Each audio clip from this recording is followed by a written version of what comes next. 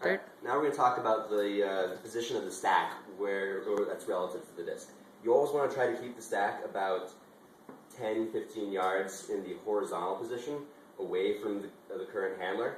So if this swing goes off here and this cutter makes a cut there but he isn't or she isn't open, the stack is actually all going to shift over this way.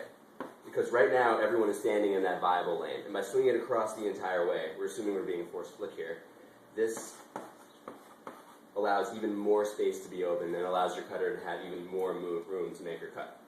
It's also really important to note that when you're cutting in a vert stack, the only two positions you want to cut from are the back of the stack and the front of the stack. The front of the stack is only going to cut to the break side.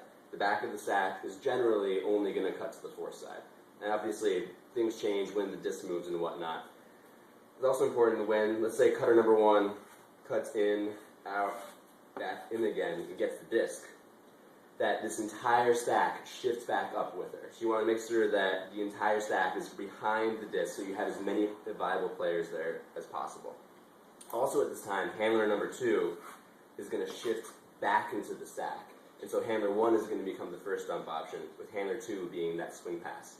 At this point, cutters, when you're cutting in, by the way, cutters should only really be holding the disc for 3 seconds tops. So when the hits stall 3 or 4, you immediately want to look to your dump and reset that disc. But if you make that first cut in and you're not open, you want to actually clear to this area here behind the handler. So the handler is always going to be at the front of that stack.